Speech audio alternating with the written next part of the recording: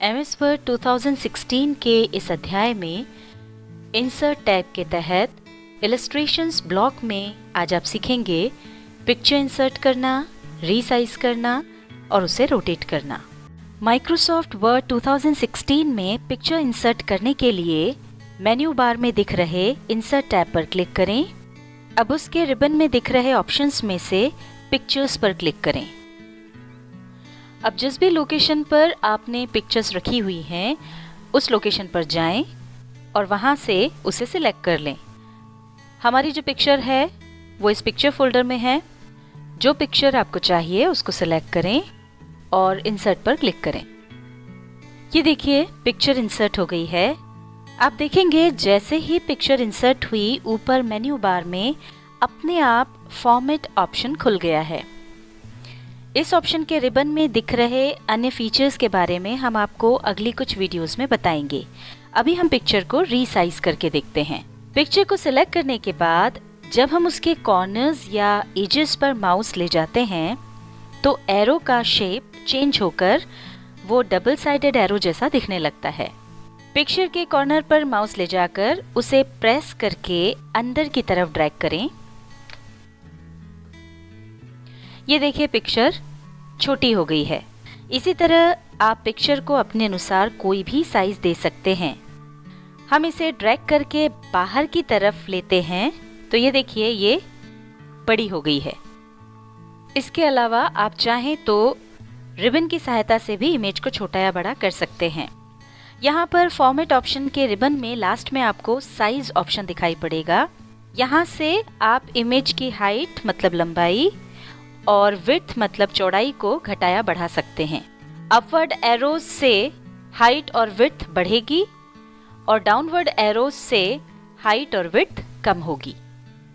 यहाँ पर आप एक चीज का ध्यान रखें कि यहाँ पर जब आप हाइट बढ़ाएंगे तो विड्थ भी उसकी अपने आप बढ़ेगी या विड्थ बढ़ाएंगे तो हाइट भी अपने आप बढ़ती जाएगी।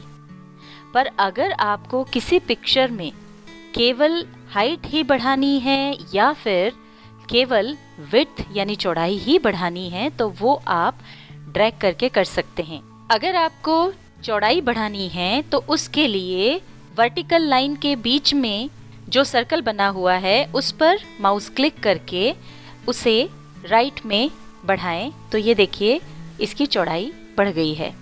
इसी तरह से आप चौड़ाई कम भी कर सकते हैं। अगर आपको इसकी हाइट यानी लंबाई बढ़ानी हो तो उसके लिए हॉरिजॉन्टल लाइन पर बीच में जो सर्कल है उस पर क्लिक करके उसे नीचे की तरफ ड्रैग करें तो ये देखिए लंबाई बढ़ जाएगी। इस तरह से आप पिक्चर को रीसाइज कर सकते हैं। इन्हीं दो ऑप्शंस के पास आपको क्रॉप बटन दिखेगा। उसी पर नीचे एक ड्रॉप डाउन एरो है, हम उस पर क्लिक करते हैं। ओपन हुए ड्रॉप डाउन मेन्यू में से क्रॉप सिलेक्ट करें। उसे क्लिक करने पर ये देखिए इमेज के एजेस पर ब्लैक कलर का सिलेक्शन हो गया है। अब आपको इमेज को जैसे क्रॉप करना है मतलब काटना है, माउस से क्लिक करके वहां तक ड्रैग कीजिए। जितना पार्ट आपको काटकर हटाना है उतने पार्ट को सिलेक्ट करके और फिर बाहर क्लिक कर दें। हम पिक्चर को वापस पहले वाली स्थिति में ला रहे हैं। क्रॉप के ड्रॉप डाउन मेन्यू में कुछ और ऑप्शंस हैं जैसे क्रॉप टू शेप। ये देखिए जैसे ही हम इस ऑप्शन पर गए ये इधर यहाँ पर कई सारे शेप्स की लिस्ट ओपन हो गई है। अब इसमें से हम जो भी शेप चुनेंगे हमारी ये पिक्चर उस शेप के अंदर आ जाएगी। ये देखिए वो शेप चुनते ही हमारी जो सिलेक्टेड इमेज थी वो चुने हुए शेप के अंदर आ गई है। अब हम इस पिक्चर को वापस नॉर्मल पोजीशन में ले आते हैं। अब हम आपको क्रॉप ऑप्शन के अंतर्गत एस्पेक्ट रेशियो वाले ऑप्शन के बारे में भी बता देते हैं।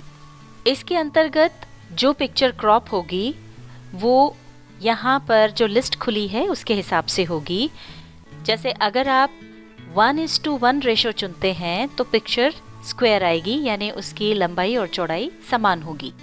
ये देखिए इस तरह से। और अगर हम पिक्चर को पोर्ट्रेट साइज में चाहते हैं तो उसके लिए ये अलग अलग रेशोज दिए हुए हैं।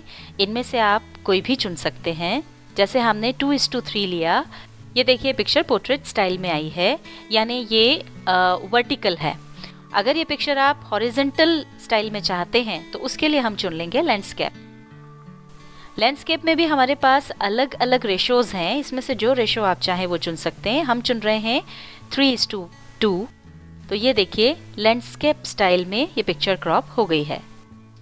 अब हम आपको अगला ऑप्शन बता देते हैं, पिक्चर को रोटेट करना। यहाँ पर देखिए जब आप पिक्चर को सिलेक्ट करते हैं तो ऊपर आपको एक राउंड शेप का एरो नजर आ रहा होगा। इस पर क्लिक करके आप पिक्चर को क्लॉकवाइज या एंटी क्लॉकवाइज घुमा सकते हैं। पिक्चर को रोटेट करने के लिए फॉर्मेट ऑप्शन के तहत रिबन में भी आपको एक ऑप्शन मिलता है। इसकी मदद से भी आप पिक्चर को रोटेट कर सकते हैं, पर इसकी मदद से जब आप पिक्चर रोटेट करेंगे तो वो 90 डिग्री के एंगल से होगी। जैसे हमने ड्रॉप डाउन मेन्यू पर जब क्लिक किया